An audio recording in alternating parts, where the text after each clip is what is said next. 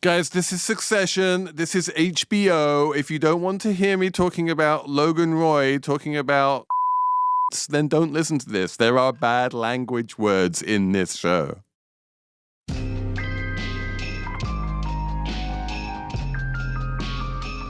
Hello, and welcome to the Bleed the Swede episode of Slate Money Succession, your guide to episode 5 of Succession, which came out last night. I am Felix Salmon of Axios. I'm here with Emily Peck of Axios. Hi. With Elizabeth Spiers of the New York Times, among other places. Hello. And with the one and only Peter Kafka. Peter, I can't believe you haven't been on this show before, but this is amazing. Hello. And no, I didn't take that personally. It took the 4th season for me to show up. You've been on Slate Money, right? You just haven't been on Slate Money Succession. You lured me on to talk about Michael Clayton under the premise that it would be a fun movie to talk about, and instead I had to spend time defending it. No bitterness here at all. We will talk. We will talk about the relative merits, maybe, perhaps. But Peter, before we get into the meat of this, introduce yourself. Who are you? Hi, I'm Peter Kafka. I work at Vox.com, and I make content there on the website, and I also make podcasts. I host the Recode Media podcast, which is free and available right now. And we just started a 3-part series on AI, which you can listen to right now when you're done listening to this podcast.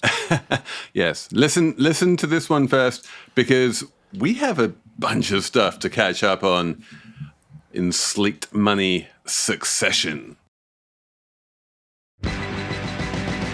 Hey, Tom Sharpling here, the host of The Best Show. And if you've never heard of The Best Show before, everything you need to know is right there in the title.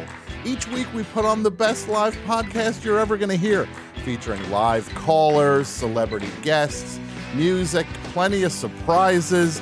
Who knows what's going to happen? Last month alone, we were joined by Conan O'Brien, Patricia Arquette, Jeff Tweedy from Wilco, Nathan Fielder, Sunan Archives, John Oliver. The list goes on and on. So what are you waiting for? Join us live every Tuesday night on Twitch at 6 p.m. Pacific time, and find us the next day on the Forever Dog Podcast Network and wherever you find podcasts.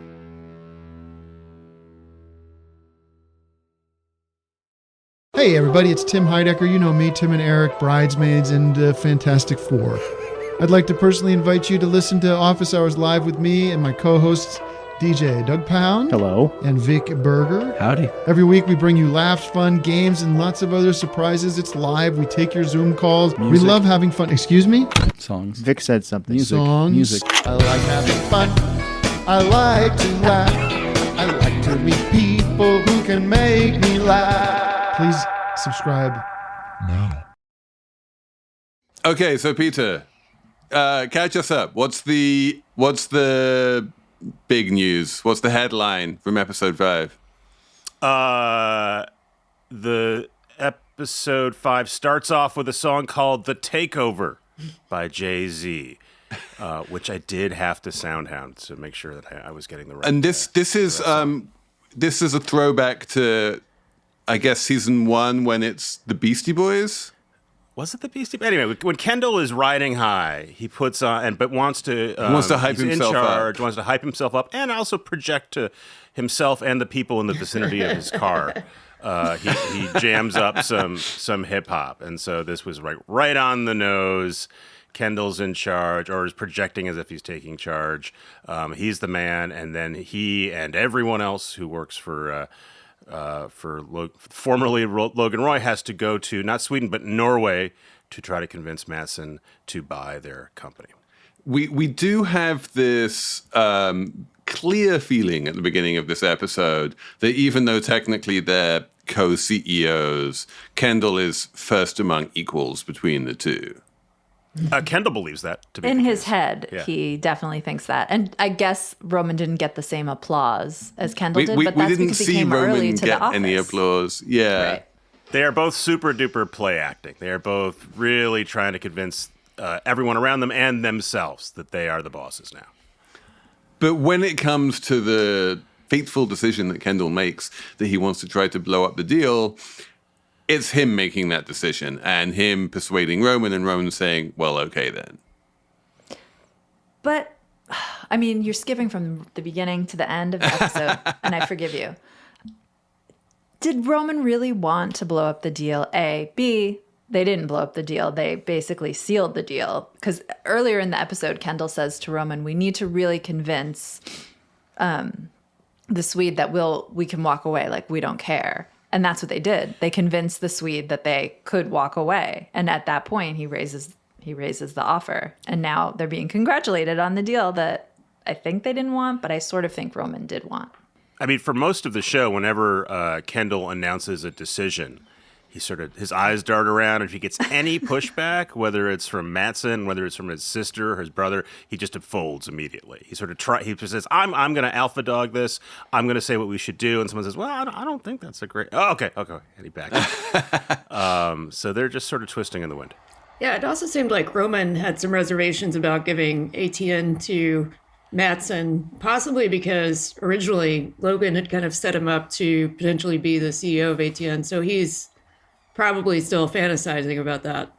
Right. The kids want to run something. And when Matson comes to them and says, I want to buy the whole kit and caboodle, what they realize is that although money is nice, what they really want is power. And without ATN, they have no power. And they just become another pair of rich kids. And as Kendall says to Matson, like, I'm already rich.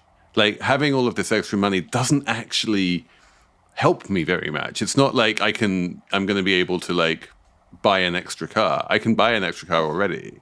Right. Yeah, without ATN, though, if they want to be important instead of rich, they will have to buy Pierce, but they'll have to build something, which they were pretending they were going to do a couple episodes ago. As soon as the opportunity came to not build something and to buy something instead, they were much more comfortable.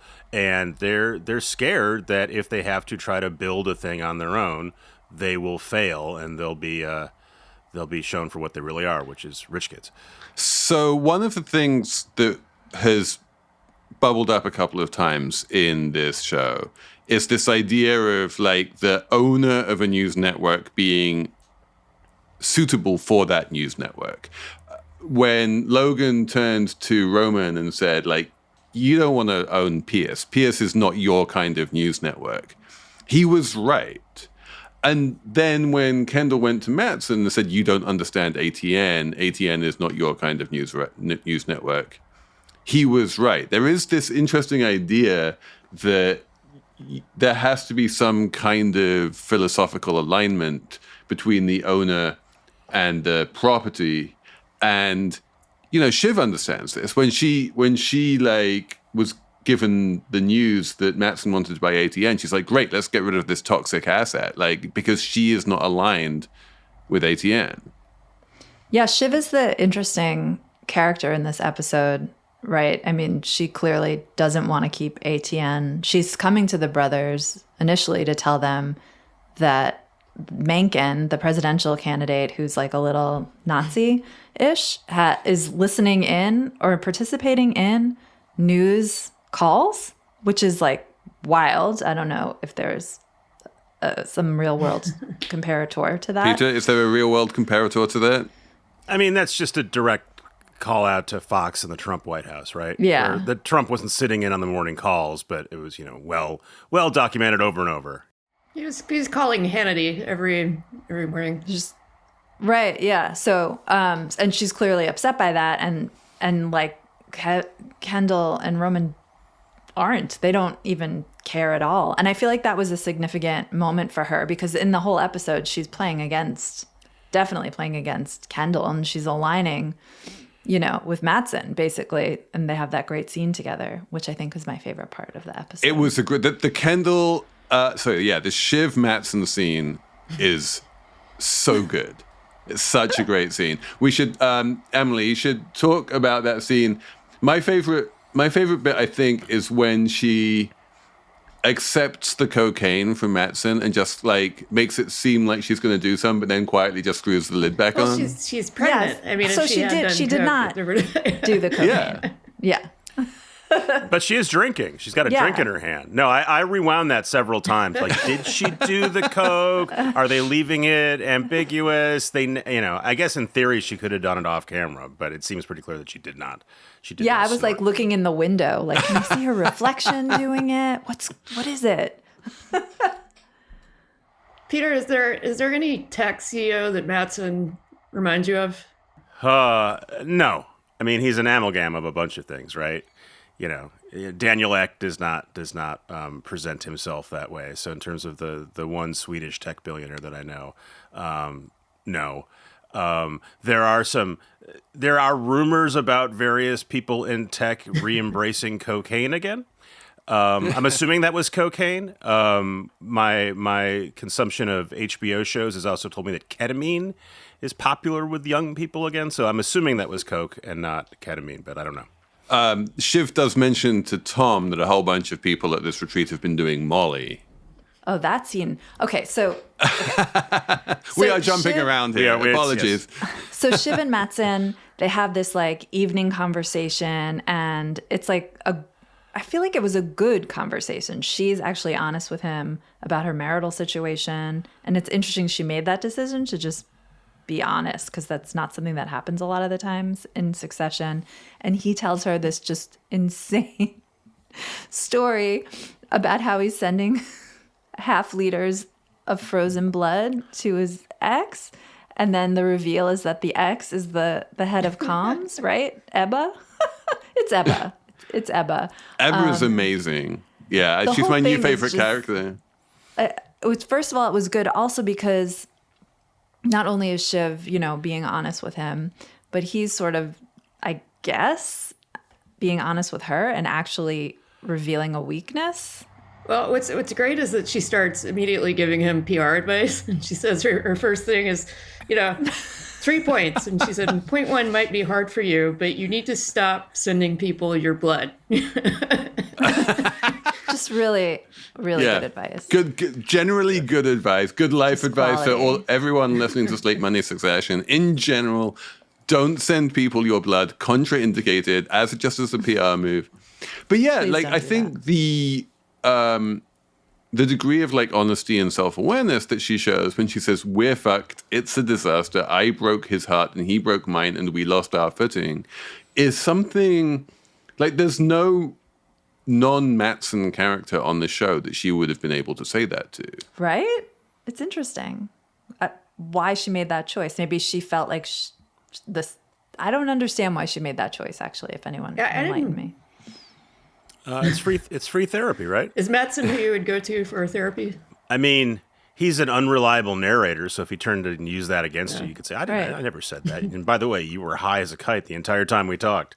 But it's also not even something that can be used against her, right? It's not damaging information so much as it's just her trying to get something off her chest, They're also flirting, right? She's saying, I am no longer with my husband, I'm available. That's true. Right, yeah. which is part of his question, too, when he asks. Right. Are you available?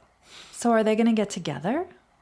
Because she kind of, when she talks to Tom later, before he hits her, he does something to her earlobe? Suggests that. Yeah. Does he pull the earlobe or just hit the earlobe? I didn't really get her hostility toward Tom in that scene. It didn't seem like something new had precipitated that. I'm really confused by everything about Shiv in this episode, right? Because she's very hostile to him kicking the dirt on his white sneakers. And then towards the end of the episode, I think she saved his job at ATN somehow. So it took me a couple of viewings to work this one out. So just in case you missed it, we start off the episode with Roman telling Shiv, look, if you want us to fire Tom, we can totally fire Tom. We're the CEOs. And she demurs, I think is the correct word. She mutters something about having to go see Jerry and doesn't make a decision one way or the other, but clearly doesn't say yes. And then she does this little baby psychological torture thing with Tom on the plane on the way back, where she's like, we're looking at some moves at ATN, which is code for we want to fire the leadership of ATN. And Tom is like, you really want to do this? Meaning, are you actually going to fire me right now on the plane? And she like pulls the little switcheroo and says, yeah, we're going to fire Sid. Do you want to tell him? And he's like, what? Oh, and then he's genuinely shocked that it's not him who's getting fired. And then Shiv puts the Shiv in, right? Because she's done something nice for him. And then she's like, hide your erection, Tom. and then says, you want to get dinner when we get back? And then walks off. And it's just like, what? Yeah, what does it mean, Peter? I just think these are people who had a long relationship and it was a complicated one, and now they're in the breakup period, and so there's that thing where they have a ton of resentment about each other. They also are forced to work with each other, and they have mixed feelings, right? So on the one hand, Shiv doesn't fire Tom when she could make that happen and it could be clean. She wants him around. But she also goes out of her way to emasculate him, like really, really heavily with the presence of Matson. So it's erratic, but I think that is meant to be the case. I think she's supposed to be all over the place. Yeah, she doesn't know what she wants. It is a pretty realistic portrait of a dysfunctional couple in the process of breaking up. Okay, I like it. And in saying we want you to fire Sid, is she also, who's the we? Is it her and Matson? No, I think her and her brothers, right? Remember, that was Logan's plan. That Right. was Logan's plan. Died. Whether Shiv knows that it was Logan's plan, I mean, I think it's reasonable to assume that Roman might have shared that with her. There's no reason why it was secret. Okay. And now that she's learned that Minkin is listening into the news calls, that's like prima facie, grounds for firing. Yeah, I'm much more confused by Shiv's periodic naivete. She's supposed to be this super sophisticated comms person who knows the byways of how to communicate, and she's constantly shocked at weird behavior at ATN or at Waystar. Like at the very beginning, when she's the Mencken stuff, that's like, how could she not know that? That seems like the kind of thing that Jane Mayer would have been writing about for 6 months. And she's constantly surprised to find that things in her father's company are not above board. But, I think, but the reason Jane Mayer publishes that in the New Yorker is because Shiv has leaked it to her, right? And like Shiv has leaked it to her because she was shocked when she was found out. She doesn't like these people, and she finds their behavior shocking. Mm-hmm. Yeah, I just find she's constantly aghast to find that there's gambling going on with the Roy family property. I sort of read it more as moral outrage about the politics of ATN.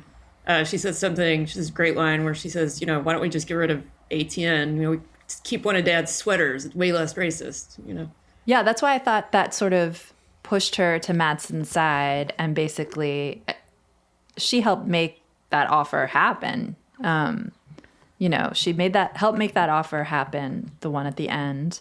She pumped up Carolina to him. She pumped up Jerry to him. She absolutely wants to have ATN, the toxic asset, sold, and probably likes the idea of it getting IKEA'd to fuck, which I don't really know what that means exactly. But It's like a Gray Bloomberg, Emily. I mean, I don't know if that's a moneymaker. Should we discuss whether Matson is this seems like a terrible, terrible proposition for him. It seems like he will put ATN to zero. Yeah. And he's no idea what paying he's like doing. an extra $50 a share for this property. It's a serious premium that he's paying. I mean, this is again a little difference between the obvious corollary, which was the way that Disney took the sort of non-news parts of Fox and left the news parts for Rupert to run on his own. Fox was not worth half as much as 20th Century Fox and all the stuff that Disney bought. So this is in the world of the of Succession. ATN is a very valuable property, but also like it's very clearly looking at like Frank and Carl and how they react to this news, and Jerry actually in particular. When they hear the amount of the premium that he's willing to pay to get ATN, they're like, that is way more than ATN is worth, right? Like if you spun off ATN into something like Fox Corp, it would never be worth that much money. So obviously we have a fiduciary responsibility to take this deal. Yeah. And ATN, you can't, if it's Fox News, which it is, you cannot value it without Logan Roy running it. Its value goes to not zero because it's got cable distribution rights, et cetera. It's still an ongoing, but without him running it, without him touching it, it's not going to be successful in the way that it is then. And there's no reason to think that Matson is going to be a good steward for it. So he's dramatically overpaying. So wait, let's be real world about this. Peter? You don't like his plan for ATN? Oh, the Grey Bloomberg, the IKEA. No, but I'm not sure I agree with that. Like, I think Fox News has value without Rupert being in charge. It probably has value even without Lachlan being in charge, no? Well, when Kendall tells Matson that he doesn't understand ATN, and Matson replies, "Yeah, I do. It's a lot of yelling, small men, big veins." It's a good line, but it does mean he doesn't understand it. Yes. Who is? I mean, look, as soon as he starts to tinker with it and make it less horrible and less yelly or less whatever, the audience that wants all of that will eventually turn the channel or turn it off. Totally, 100%. Or die. Yeah. And so he's right to say that it is a shrinking asset, right? Because the people who watch ATN/Fox are old. They're the last people watching linear TV, right? So that asset is going to devalue on its own over time, but on a long trail, on a long arc. And he's going to go in and try to, blow it up in advance and turn it into something else. I just don't know what the value is.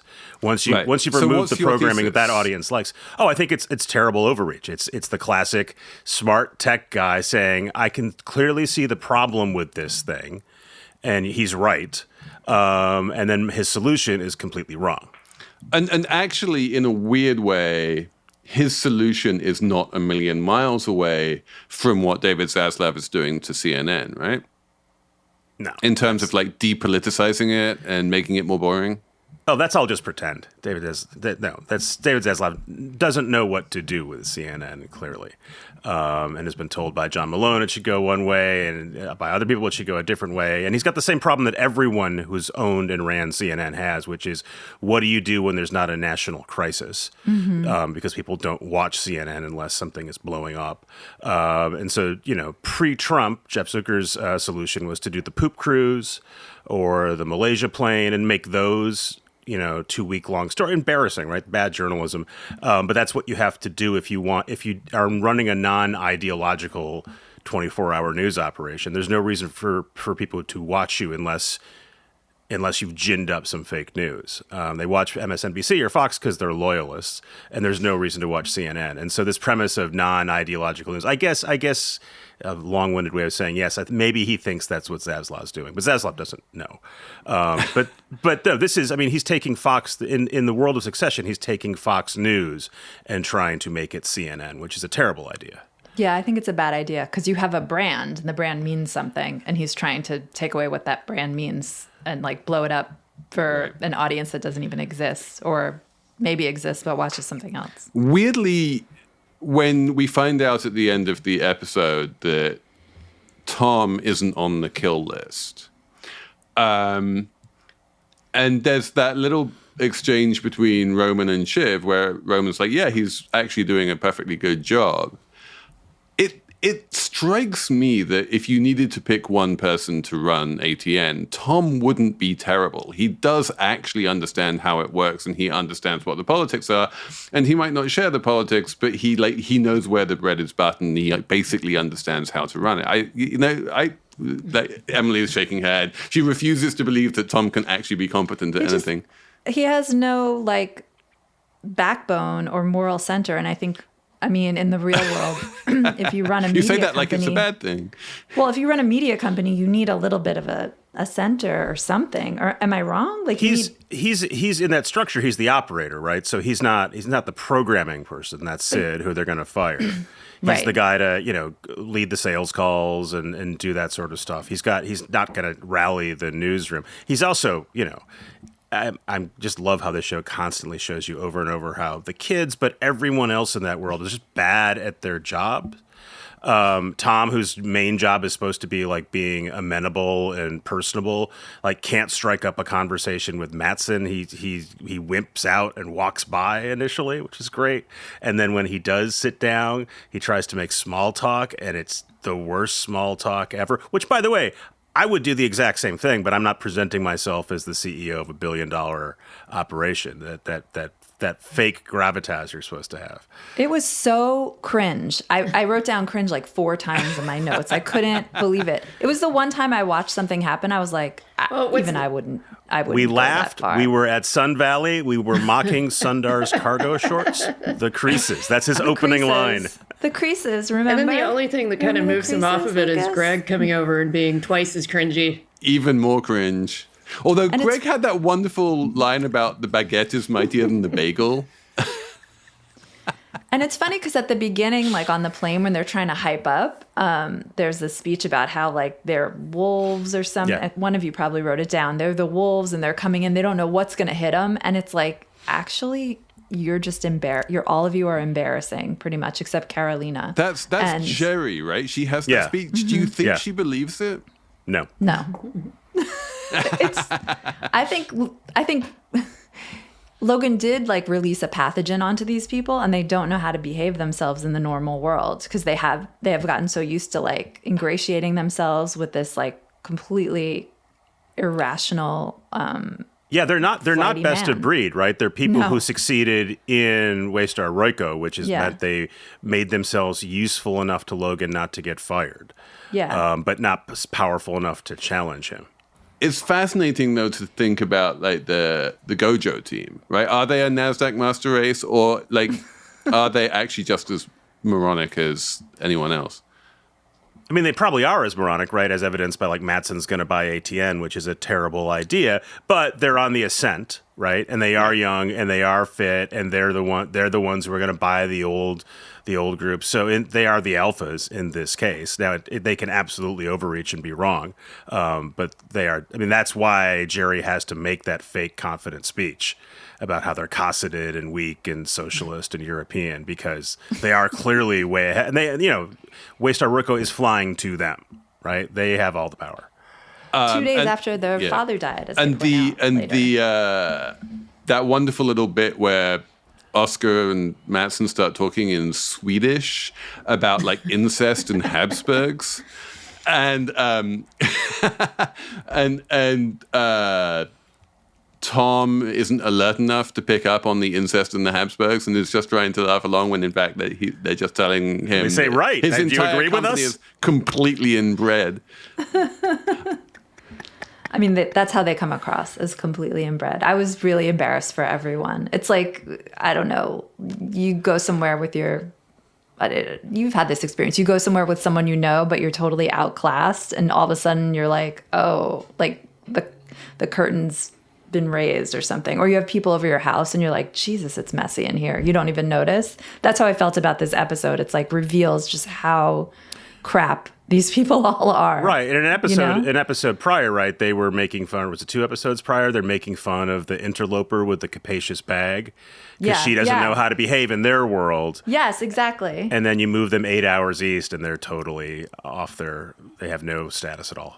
Yes. Can we talk about the 8 hours east thing? Because I feel like this episode finally puts the knife in this thesis that Emily has, that there's 10 episodes and they're one day each, and they're each the day after the previous episode. Like, for one thing, this episode actually takes place over 3 days. For another thing, the main day in the middle of it, when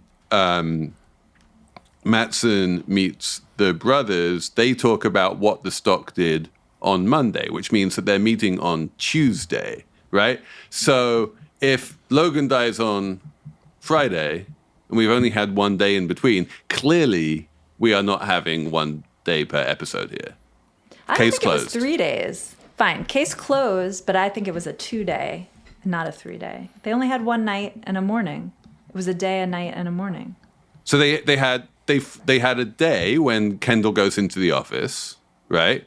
Then they fly overnight because the plane is dark when they fly out. Yeah. They land the following morning. Then there's the Correct. big party where everyone does Molly. They go to sleep. They wake up the following morning and fly back. Yeah. And the following morning is when they meet on the top of the mountaintop and Roman insults Matson and all of that kind of stuff. Right. So it really is 3 days. All right. Well, I think we should link to this great time story that also agrees with me about the 1-day episode each. But Even though I am wrong, I'm still sticking to it. That great time story was written before episode 5 came out, and now I don't everything care. needs to be. I'm still sticking to it. This podcast is brought to you by Progressive Insurance. Whether you're driving, cooking, or doing laundry, Progressive knows the podcasts you listen to go best when they're bundled with another activity, much like how their Progressive home and auto policies go best when they're bundled. Having these 2 policies together makes taking care of your insurance easier and could help you save too. Customers who save by switching their home and car insurance to Progressive save nearly $800 on average. That's a whole lot of savings and protection for your favorite podcast listening activities, like going on a road trip, cooking dinner, and even hitting the gym. Yep, your home and your car are even easier to protect when you bundle your insurance together. Find your perfect combo. Get a home and car insurance quote at Progressive.com today. Progressive Casualty Insurance Company and Affiliates. National average 12-month savings of $793 by new customers surveyed who saved with Progressive between June 2021 and May 2022. Potential savings will vary. At the end of your first year, Discover credit cards automatically double all the cash back you've earned. That's right. Everything you earned doubled. All the cash back from eating at your favorite soup dumpling restaurant doubled. All the cash back from that trip where you sort of learned to snowboard also doubled. And the best part? You don't have to do anything ridiculous to get it. Nope. Discover does it automatically. Seriously though, see terms and check it out for yourself at discover.com/match. This episode is brought to you by Sax.com. Sax.com editors are always tracking the top styles that are trending right now. Tailored blazers and midi dresses are selling out at Sax.com, especially from brands like Veronica Beard and The Row. And Sax.com editors are seeing Loewe's oversized tote on the streets of New York, Milan, and Paris. If you want your own free personalized trend recommendations, Sax.com stylists can do that and more. Plus, there's free shipping and returns all the time at Sax.com.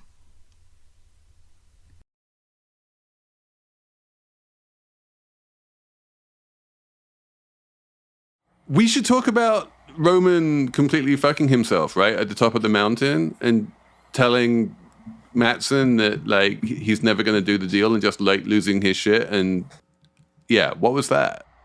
I think Roman has more feeling for Logan than any of the other kids. And so particularly when Matson was sort of insulting him and he called him a prick and you saw Roman push back on it. And then he, his big grievance was, you made us come out here a couple of days after our dad died. And this was after you jerked around our dad for, 6 months. So it seemed like, the emotional element of it was really Roman's relationship with Logan. Yeah, and it did feel like emotionally real. He wasn't, putting on an act.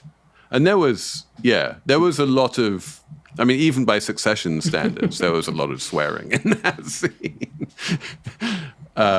You He inhuman. said, I hate you. He said, you inhuman fucking dog man. I fucking hate you, you stupid cunt, you piece of shit. It's like, okay, I get the message. And he, of course, did it while Lucas Matson was peeing, because that is a common Roman behavior. He's always talking to people while they're peeing. They had a previous interaction while Lucas was peeing, Yes. and they peed on the app, on the Waystar app. Yes, I forgot about that. And didn't Roman also, with the Mencken, the Nazi presidential candidate, they had a pee situation thing, too. yeah. I'm sure that's 3 basically, so it's a trend, and it probably means something. Roman only really interacts with other men when they're peeing, basically.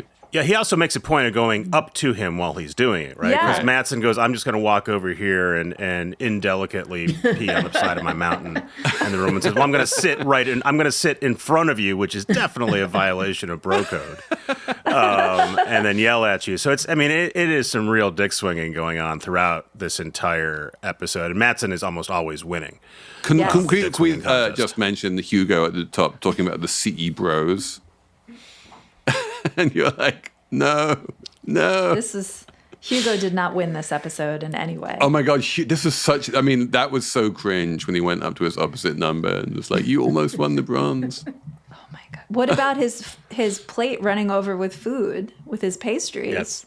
Yeah. Oh, and they call him out, and And on he's it like, I too, metabolize first. which is he's so humiliating. If you were, someone has once said, "Oh, you go for it, Peter." Well, I was piling my plate or something, and I was like, very humbled. No, the quote is, I metabolize fast because I'm dynamic.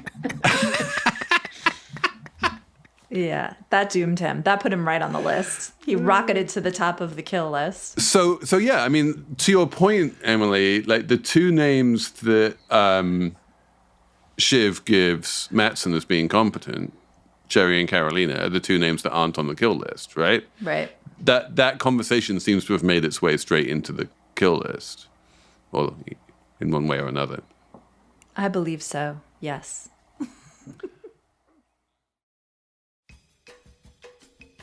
Reboot your credit card with Apple Card, the credit card created by Apple. Apple Card gives you unlimited daily cash back, up to 3%. Now you can choose to automatically send that daily cash to a high-yield savings account where it'll grow on its own.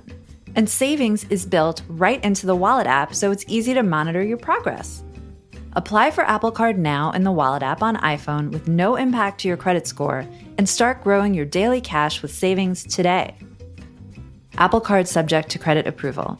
Accepting an Apple Card after your application is approved will result in a hard inquiry, which may impact your credit score. Savings is available to Apple Card owners subject to eligibility requirements. Savings accounts are provided by Goldman Sachs Bank USA. Member FDIC. Terms apply.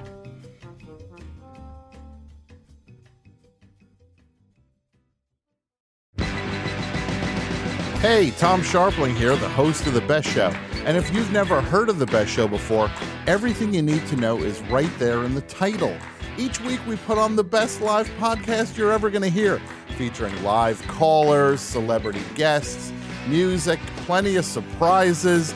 Who knows what's going to happen? Last month alone, we were joined by Conan O'Brien, Patricia Arquette, Jeff Tweedy from Wilco, Nathan Fielder, Sunan Archives, John Oliver. The list goes on and on. So what are you waiting for? Join us live every Tuesday night on Twitch at 6 p.m. Pacific time, and find us the next day on the Forever Dog Podcast Network and wherever you find podcasts.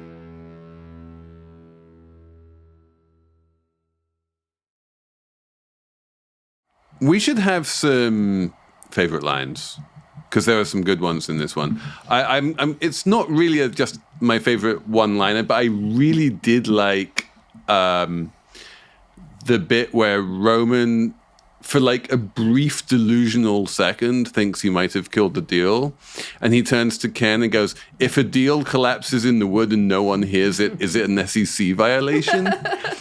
Which basically what he's saying is smart, right? What he's saying is, I have a fiduciary duty to get the best price for my shareholders as CEO of this company. I am, if they knew I was trying to kill this deal, then I would be open to all manner of enormous lawsuits and it would be very, very damaging to me. But hey, so long as it's just the three of us up here and no one recorded it, like, can we get away with it? Yeah, and they absolutely have to take the deal, right? Although, I don't know what that does to... I mean, the deal has to then blow up because there's no way... I don't know what they're going to do for the next 5 episodes, them just counting their money.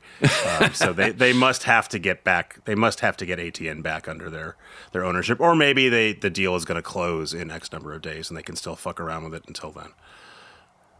There's a lot of antitrust we need to worry about. Everyone keeps talking about this election, and in that timepiece that confirmed my theory that has been unconfirmed by this latest episode, there is speculation that the season ends on election day or near election day, because it's very close. And at some point, someone said something about election days in 10 days or something. So maybe there's some kind of like Nazi takes the White House and then they're stuck with him in ATN kind of a situation. Maybe Nazi gets assassinated at the last minute and then Connor steps in and winds up being the president-elect because he's like the consensus vice president candidate or something. Poor Connor, he's stuck back in New York trying to bury his father in a kilt. Okay, so I'm just going to come in with my number one favorite line from the episode. You can't do all your lines? No. Lines? You are all coming after me. I'm going first. This is your second line. All right, Felix. my second it's your line. show.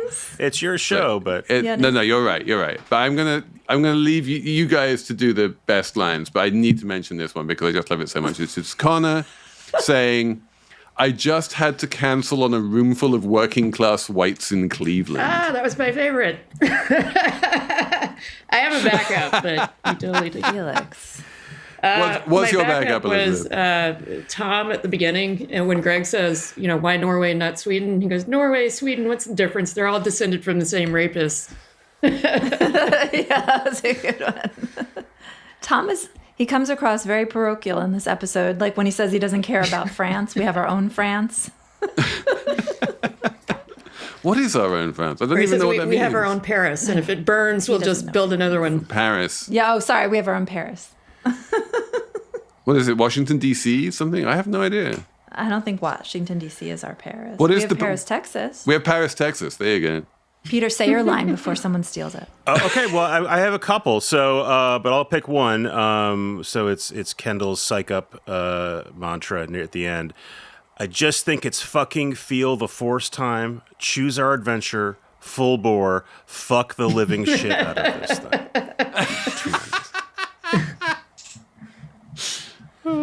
He's the worst one, I think, in terms of business acumen, right? He's got just enough to be, right? He's half smart, right? He has posture. He knows how he's supposed to look and present. He can't do it. He definitely knows some lingo.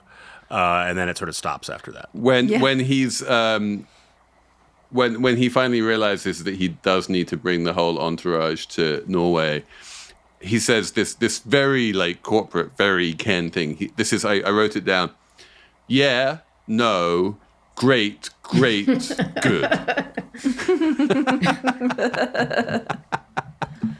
Yeah, no is like a big thing now. People say it all the time.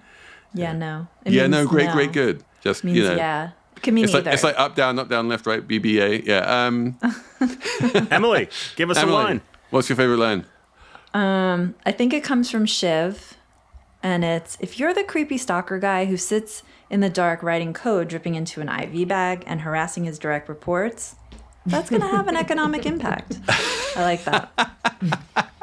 It's true. It's true. It's just like, being a creepy stalker guy, is all well and good, but like when it starts hurting your stock price, then you have to start worrying about these things. Got to make the economic case for not sending the blood. Can't just be about ethics. In the immortal words of or whatever. In the immortal words of Matt Levine, everything is securities fraud, even sending your blood to your comms chief. Oh God, the blood! And he was like, first it was a joke, then it wasn't a joke, then it went back to being a joke. Elizabeth, did you have a tech CEO in mind for Matson? No, I wondered if the blood brick thing was just sort of a derivative of Peter Thiel's, blood habit. But I didn't. Yeah. He didn't remind me of anybody specifically. But there were a lot of elements of the retreat that felt very tech company. The shot of the drone, the axe throwing, the Molly. Yep. What about the sauna? Yeah, I mean, I feel like if there was definitely an element there of those notorious big WeWork retreats that they used to have every year, with the parties and the drugs. And Daniel Ek does host a big Sweden conference that it's like his own code conference or any. All the tech companies do this now, but he's got one that he does in Sweden. But the kind of megalomaniacal self-delusion, I feel is quite Adam Newman in its own way. Yeah, he's really an amalgam of all these folks, men.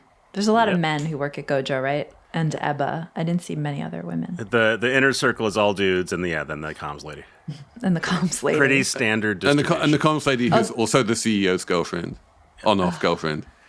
And he says, that was one of my lines I was going to say. Ebba's like an estrogen air freshener. What? Yeah, I know. Like, what? Yeah. Yeah, no. Yeah, you can see why she's going to go public with, like, she has... She said something so like, much I'm dirt I'm on this taking guy. notes so It's that gonna be whenever I wild. walk, it either goes into my book or they have to pay me off. Felix, are you a compression socks fan at this stage of your life? I know, right? Like, yeah, they're like, whoops. Well, so that was something from the last episode, right? That the Yes. reason Logan died was that he wasn't wearing his compression socks because he wanted to impress Kerry. Yeah. Yeah. So then you see in this episode Frank and Carl like getting in there, putting on their compression socks because they don't want to die. Like the last time they were on a plane and someone died from not wearing compression socks. That's important. I think they're good for on a plane. But Felix, also, you should wear them. Talking of planes, my other favorite line from Hugo, where he's like, "You're on the other plane, by the way." Burn. You failed to really make it as part of the, what does he call them? The Quad quadroids or something? Yeah. Quad squad? The quad squad. You know, And the quad squad doesn't really exist when you're on the other plane. Yeah, he also in that same bit, he says it's not a trip to the Guggenheim, Greg. It's musical electric chairs. They're all doing a lot of like intentionally overwrought stuff here to like show how tough they are. There's a line Also, about like, death wrestling with ogres. Yeah. But yeah, Greg is like sexualizing the whole thing and talking about all of the hot Swedish babes or whatever. Yeah. And like, is that something you do on a trip to the Guggenheim? No. You're mixing metaphors. Yeah. I think the suggestion was you're not in high school. We're not in high school. Yeah, you're right. This is like at the Guggenheim. He's out there picking up babes.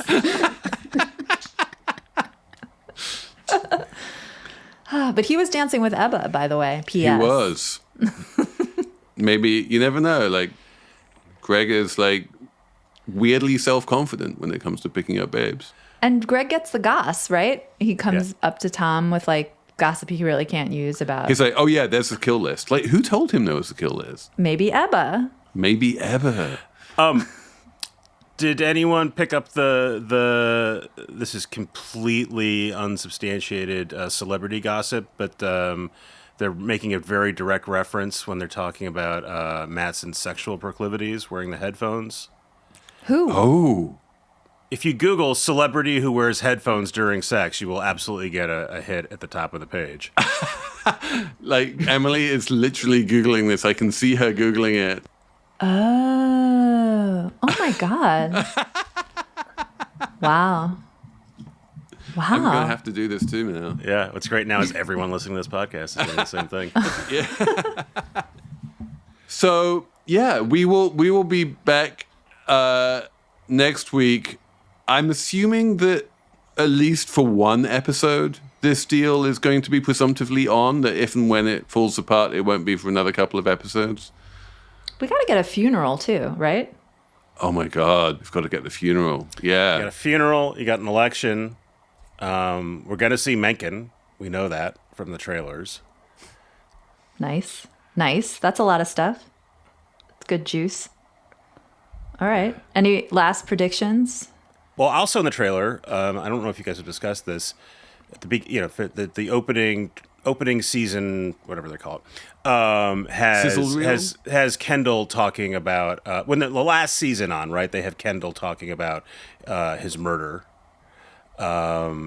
Right? He says, I didn't, there's the OJ reference. This is like OJ if he didn't kill anyone. And he says, oh, what if I did? Right? So the HBO at least has laid out the idea that death still has to play out somewhere in this season. Yeah, Really? like Colin has the dirt and, Colin isn't gone yet.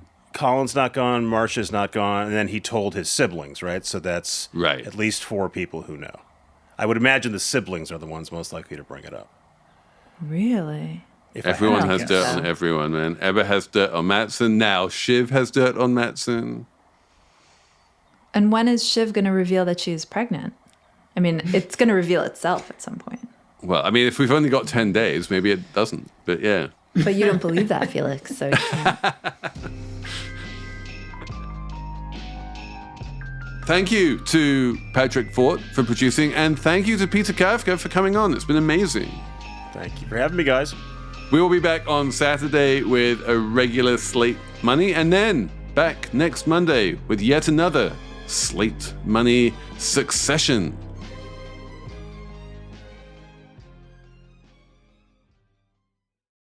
At the end of your first year, Discover credit cards automatically double all the cash back you've earned. That's right, everything you earned doubled.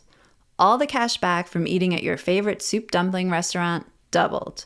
All the cash back from that trip where you sorta learned to snowboard also doubled. And the best part?